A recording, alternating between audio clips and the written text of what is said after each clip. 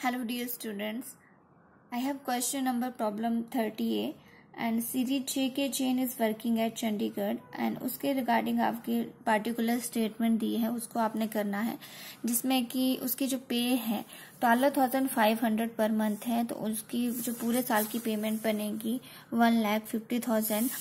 Next आपके पास DA दिया है जिसमें कि 4,000 पर मंथ है, लेकिन out of 2,000 per month enter into the pay of service benefit, लेकिन सर्विस बेनिफिट में सिर्फ 2,000 ही एंटर हो रहा है, यानी कि 2,000 मल्टीप्लाई बाय 12 सिर्फ 24,000 सर्विस में एंटर होगा, लेकिन उसके जो टोटल उसको DA मिल रहा है वो 48,000 मिल रहा है।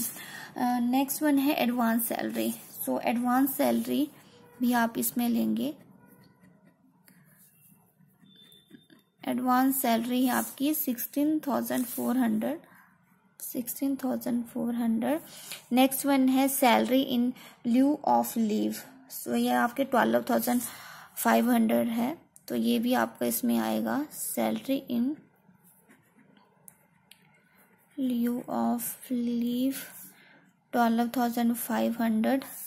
अब लंच अलाउंसेस आपके पास हैं, lunch allowances. So lunch allowances है 2,000 पर मंथ, यानी कि 24,000। उसके बाद आपके पास बोनस है और बोनस का जो अमाउंट है वो 15,000 दिया गया है। Employer contribution to recognise provident fund, तो आपको पता है 80C के तहत एग्जम्प्टेड होता है एंड लेकिन इसमें जो कंट्रीब्यूशन है वो है, आप देखेंगे कि एम्प्लॉयर यानी कि रिकॉग्नाइज प्रोविडेंट फंड में जो एम्प्लॉयर पे कर रहा है वो 15% पे कर रहा है, तो सो हमें इसे कैलकुलेट करना है। द एम्प्लॉयर कंट्रीब्यूशन है 15% ऑफ सैलरी, और जो एम्प्लॉय का कंट्रीब्यूशन होता है वो आपका 12% ऑफ सैलरी अगर एक्सीड हो रहा है तो आप उसको जो है ग्रॉस सैलरी में प्लस करेंगे। सो हमारे पास पहले तो सैलरी में लेंगे, क्या सैलरी में लेंगे 1,50,000 जो उसकी सैलरी है, प्लस इसमें जो DA है सर्विस में बोला है सिर्फ 2,000 पर मंथ एंटर होगा, यानी कि 24,000। तो आपके पास जो अमाउंट है वो आएगा 1,74,000। अब इनका हम निकालेंगे, अगर 12% ऑफ सैलरी अगर निकालेंगे तो हमारे पास आएगा 20,800। अगर इसका अगर हम 15% निकालेंगे तो ये आएगा 26,100। तो हम क्या करेंगे 26,100 में से 20,800 को लेस करेंगे, जो अमाउंट है आपके पास 5,220 का, तो वो आपका ग्रॉस सैलरी में इंक्लूड होगा। नेक्स्ट वन ये भी हो गया। नेक्स्ट वन है द एरियर ऑफ DA। तो जो भी एरियर होगा, DA का जो भी एरियर मिल रहा है आपको 4,000, वो भी आएगा। The convenience allowances received during the year 24,000 and he has incurred expenditure 18,000, लेकिन उसको 24,000 मिल रहे हैं, लेकिन जो एक्चुअली एक्सपेंडिचर है 18,000 का है, बाकी अमाउंट टैक्सेबल होगा। सो हम लेंगे इसमें कन्वीनियंस अलाउंसेस, उसको कितने थे 24,000, लेकिन एक्चुअल एक्सपेंडिचर कितना हो रहा है, एक्चुअल स्पेंड कितने हो रहे हैं 18,000, तो आपके पास जो 6,000 है वो ग्रॉस सैलरी में प्लस हो जाएगा।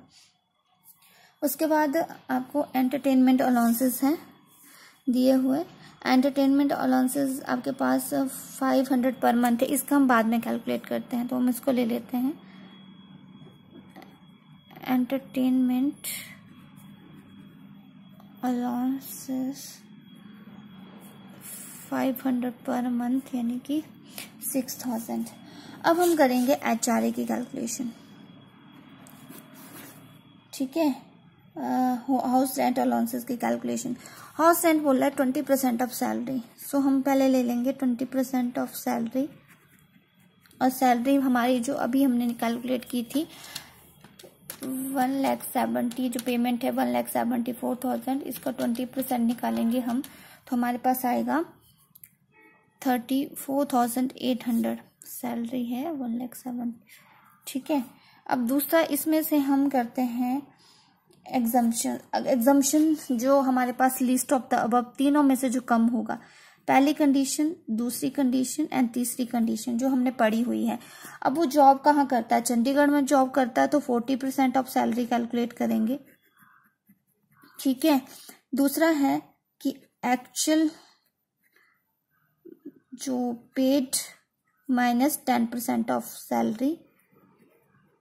थर्ड वन है जो एक्चुअल उसको रिसीव्ड हो रहा है, तो एक्चुअल तो रिसीव हो रहा है ये 34,800 एक्चुअल पेमेंट। अब एक्चुअल जो पेमेंट उसकी बन रही है, ही पे रेंट 2,500 पर मंथ यानी कि 30,000।